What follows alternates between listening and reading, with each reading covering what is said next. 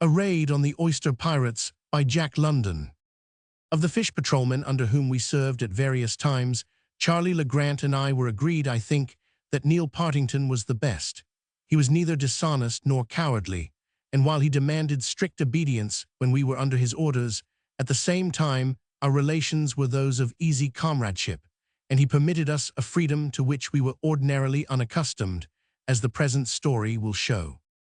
Neil's family lived in Oakland, which is on the lower bay, not more than 6 miles across the water from San Francisco. One day, while scouting among the Chinese shrimp catchers of Point Pedro, he received word that his wife was very ill, and within the hour the Reindeer was bowling along for Oakland, with a stiff northwest breeze astern. We ran up the Oakland estuary and came to anchor, and in the days that followed, while Neil was ashore, we tightened up the Reindeer's rigging, overhauled the ballast, scraped down, and put the sloop into thorough shape. This done, time hung heavy on our hands.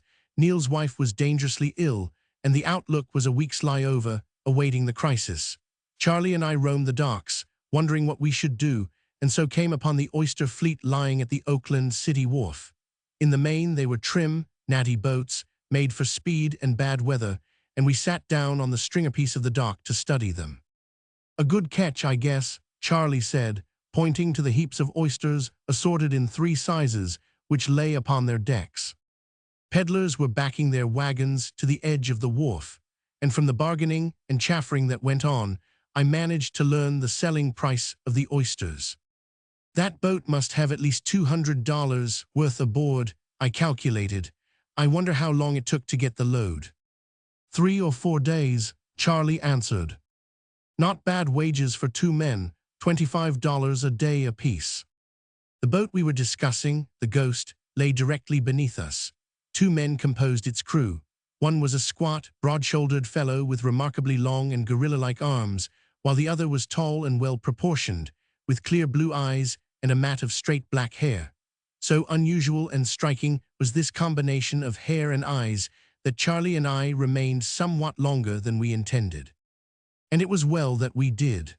A stout, elderly man, with the dress and carriage of a successful merchant, came up and stood beside us, looking down upon the deck of the Ghost.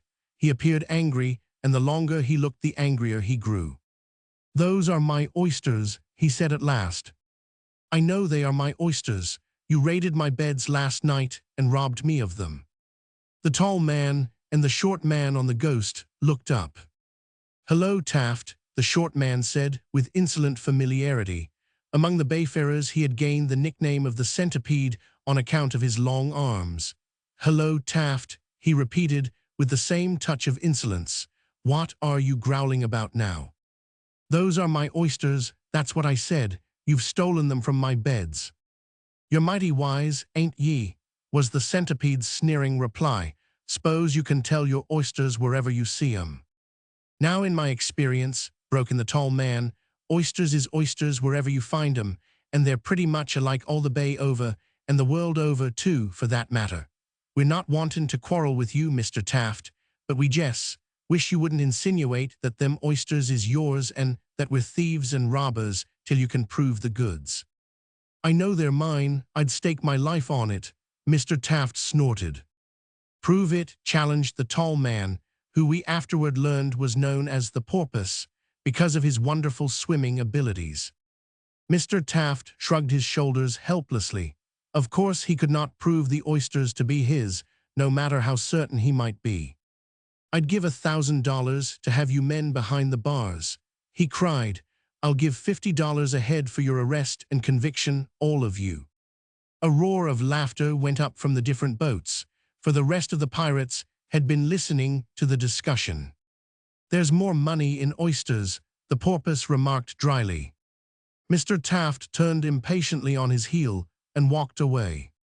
From out of the corner of his eye, Charlie noted the way he went. Several minutes later, when he had disappeared around a corner, Charlie rose lazily to his feet. I followed him, and we sauntered off in the opposite direction to that taken by Mr. Taft. "Come on, lively," Charlie whispered when we passed from the view of the oyster fleet. Our course was changed at once, and we dodged around corners and raced up and down side streets till Mr. Taft's generous form loomed up ahead of us. "I'm going to interview him about that reward," Charlie explained, as we rapidly overhauled the oysterbed owner. "Neil will be delayed here for a week, and you and I might as well be doing something in the meantime. What do you say?" Of course," Mr. Taft said, when Charlie had introduced himself and explained his errand. "Those thieves are robbing me of thousands of dollars every year, and I shall be glad to break them up at any price. Yes, sir, at any price. As I said, I'll give $50 a head and call it cheap at that. They've robbed my beds, torn down my signs, terrorized my watchmen, and last year killed one of them. Couldn't prove it, all done in the blackness of night. All I had was a dead watchman and no evidence. The detectives could do nothing. Nobody has been able to do anything with those men. We have never succeeded in arresting one of them. So I say, mister, what did you say your name was?"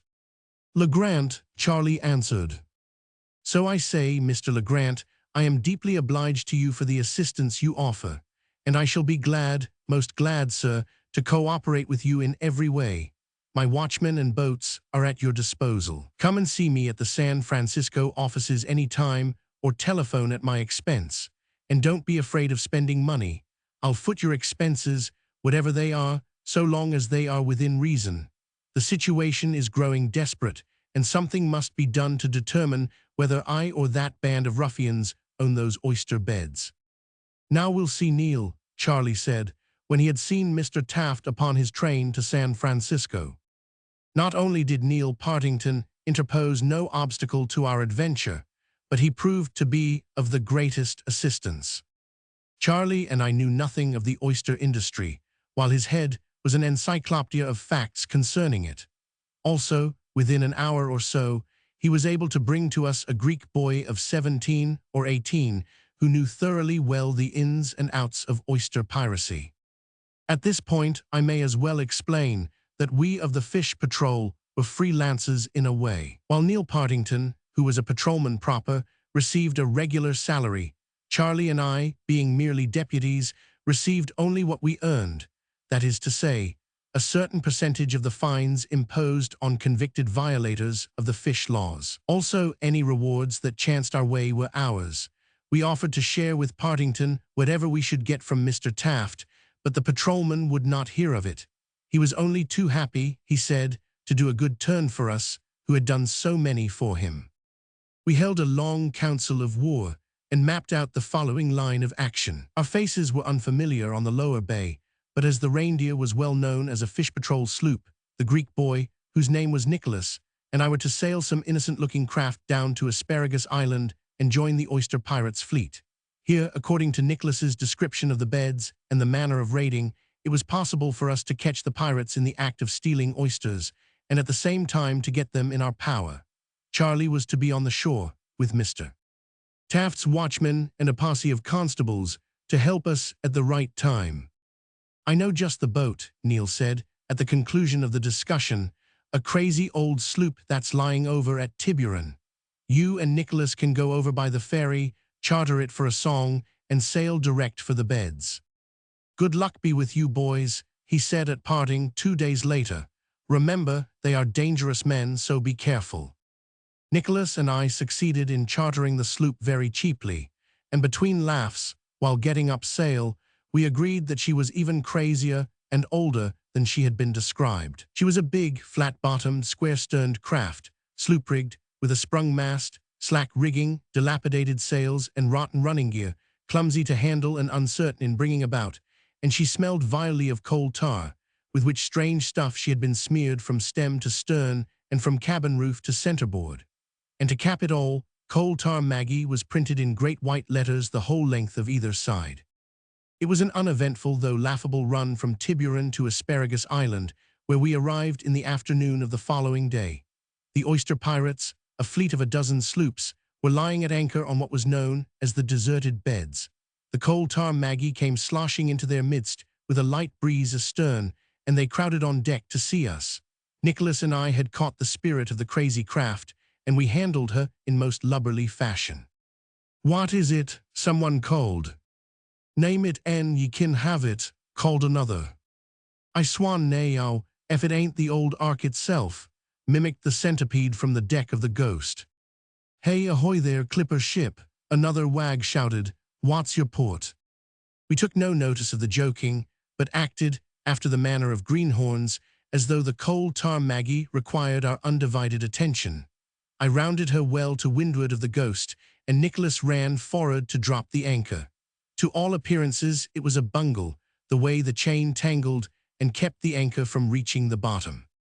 And to all appearances, Nicholas and I were terribly excited as we strove to clear it. At any rate, we quite deceived the pirates, who took huge delight in our predicament.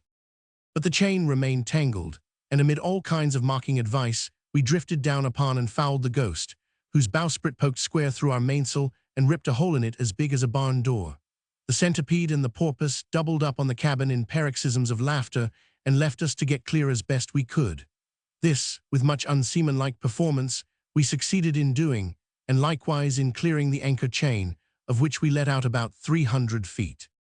With only 10 feet of water under us, this would permit the coal tar Maggie to swing in a circle 600 feet in diameter, in which circle she would be able to foul at least half the fleet.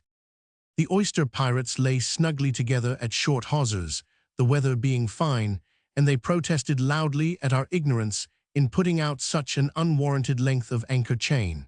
And not only did they protest, for they made us heave it in again, all but 30 feet. Having sufficiently impressed them with our general lubberliness, Nicholas and I went below to congratulate ourselves and to cook supper. Hardly had we finished the meal and washed the dishes, when a skiff ground against the coal tar Maggie's side and heavy feet trampled on deck. Then the centipede's brutal face appeared in the companionway, and he descended into the cabin, followed by the porpoise. Before they could seat themselves on a bunk, another skiff came alongside, and another, till the whole fleet was represented by the gathering in the cabin. "Where'd you swipe the old tub?" asked a squat and hairy man with cruel eyes and Mexican features. "Didn't swipe it," Nicholas answered, meeting them on their own ground and encouraging the idea that we had stolen the coal tar Maggie. "And if we did, what of it?" "Well, I don't admire your taste, that's all," sneered he of the Mexican features. "I'd rot on the beach first, before I'd take a tub that couldn't get out of its own way." "How were we to know till we tried her?" Nicholas asked, so innocently as to cause a laugh. "And how do you get the oysters?" He hurried on. "We want a load of them, that's what we came for, a load of oysters." "What do you want 'em for?" demanded the porpoise. "Oh, to give away to our friends, of course," Nicholas retorted. "That's what you do with yours, I suppose." This started another laugh, and as our visitors grew more genial, we could see that they had not the slightest suspicion of our identity or purpose. "Didn't I see you on the dock in Oakland the other day?" the centipede asked suddenly of me. "Yep," I answered boldly, taking the bull by the horns.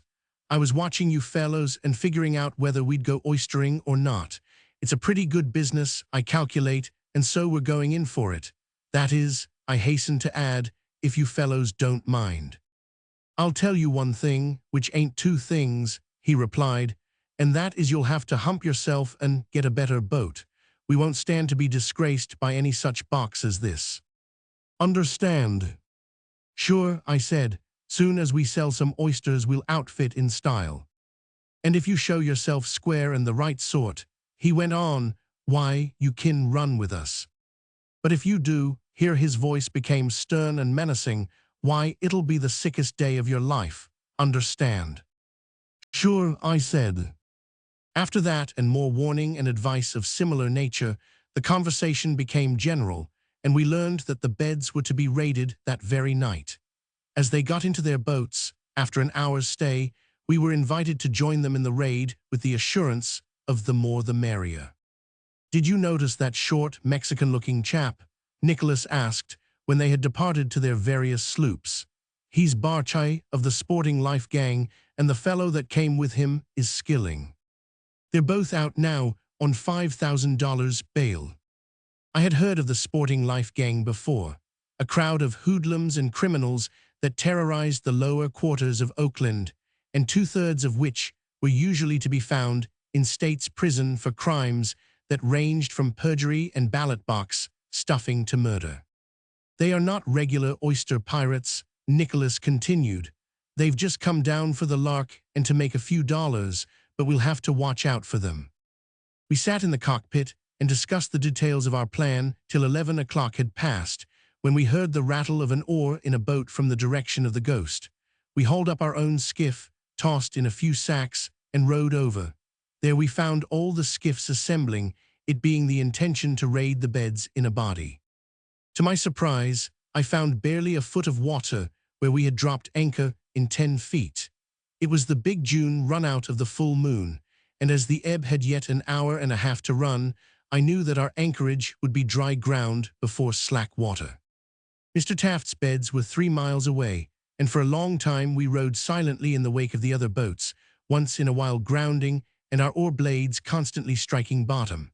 At last, we came upon soft mud covered with not more than 2 inches of water, not enough to float the boats. But the pirates at once were over the side, and by pushing and pulling on the flat-bottomed skiffs, we moved steadily along.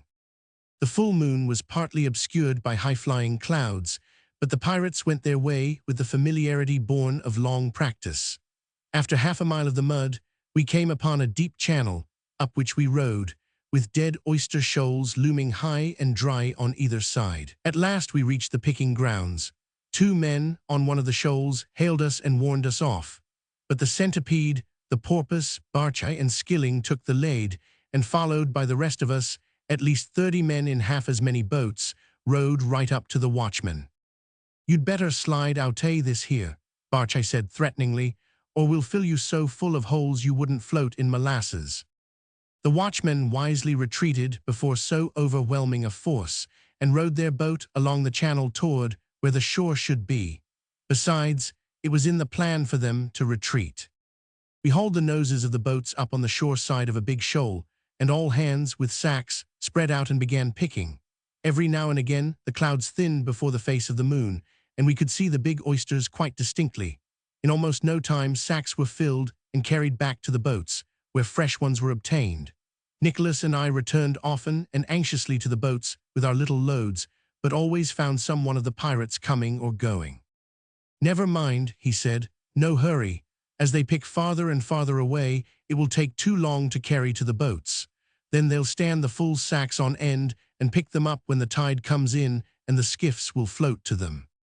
Fully half an hour went by, and the tide had begun to flood, when this came to pass. Leaving the pirates at their work, we stole back to the boats. One by one, and noiselessly, we shoved them off and made them fast in an awkward flotilla. Just as we were shoving off the last skiff, our own, one of the men came upon us. It was Barchai. His quick eye took in the situation at a glance, and he sprang for us, but we went clear with a mighty shove, and he was left floundering in the water over his head. As soon as he got back to the shoal, he raised his voice and gave the alarm.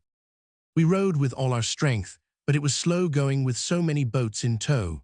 A pistol cracked from the shoal, a second and a third, then a regular fusillade began. The bullets spat and spat all about us, but thick clouds had covered the moon, and in the dim darkness it was no more than random firing.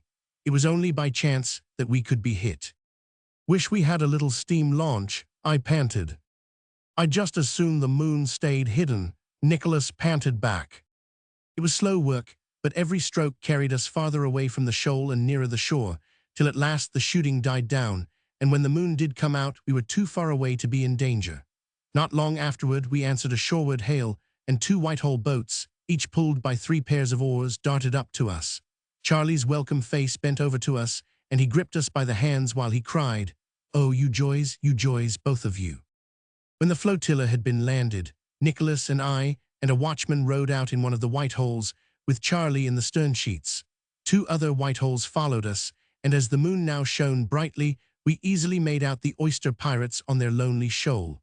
As we drew closer, they fired a rattling volley from their revolvers, and we promptly retreated beyond range. "Lot of time," Charlie said. "The flood is setting in fast, and by the time it's up to their necks, there won't be any fight left in them." So we lay on our oars and waited for the tide to do its work. This was the predicament of the pirates. Because of the big run-out, The tide was now rushing back like a mill race, and it was impossible for the strongest swimmer in the world to make against it the 3 miles to the sloops. Between the pirates and the shore were we, precluding escape in that direction. On the other hand, the water was rising rapidly over the shoals, and it was only a question of a few hours when it would be over their heads. It was beautifully calm, and in the brilliant white moonlight, we watched them through our night glasses and told Charlie of the voyage of the Coal Tar Maggie. 1 o'clock came, and 2 o'clock, and the pirates were clustering on the highest shoal, waist-deep in water. Now this illustrates the value of imagination, Charlie was saying. Taft has been trying for years to get them, but he went at it with bull strength and failed. Now we used our heads. Just then I heard a scarcely audible gurgle of water, and holding up my hand for silence, I turned and pointed to a ripple slowly widening out in a growing circle. It was not more than 50 feet from us. We kept perfectly quiet and waited. After a minute the water broke 6 feet away, and a black head and white shoulders showed in the moonlight. With a snort of surprise and of suddenly expelled breath, the head and shoulder went down. We pulled ahead several strokes and drifted with the current. 4 pairs of eyes searched the surface of the water, but never another ripple showed, and never another glimpse did we catch of the black head and white shoulder. "It's the porpoise," Nicholas said. "It would take broad daylight for us to catch him." At 2:45, the pirates gave their first sign of weakening. We heard cries for help in the unmistakable voice of the centipede, and this time, on rowing closer, we were not fired upon. The centipede was in a truly perilous plight. Only the heads and shoulders of his fellow marauders showed above the water as they braced themselves against the current, while his feet were off the bottom and they were supporting him. "Now, lads," Charlie said briskly, "we have got you and you can't get away. If you cut up rough, we'll have to leave you alone and the water will finish you. But if you're good, we'll take you aboard, 1 man at a time, and you'll all be saved. What do you say?" "Aye," they chorused hoarsely between their chattering teeth. Then 1 man at a time, and the short men first. The centipede was the first to be pulled aboard, and he came willingly, though he objected when the constable put the handcuffs on him. Barchai was next hauled in, quite meek and resigned from his soaking. When we had 10 in our boat we drew back, and the second Whitehall was loaded. The third Whitehall received 9 prisoners, only a catch of 29 in all. "You didn't get the porpoise," the centipede said exultantly, as though his escape materially diminished our success. Charlie laughed, but we saw him just the same, snorting for shore like a puffing pig. It was a mild and shivering band of pirates that we marched up the beach to the Oyster House. In answer to Charlie's knock, the door was flung open, and a pleasant wave of warm air rushed out upon us. "You can dry your clothes here, lads, and get some hot coffee," Charlie announced as they filed in. And there, sitting ruefully by the fire, with a steaming mug in his hand, was the porpoise. With one accord, Nicholas and I looked at Charlie. He laughed gleefully. "That comes of imagination," he said. "When you see a thing, you've got to see it all around, or what's the good of seeing it at all? I saw the beach, so I left a couple of constables behind to keep an eye on it. That's all."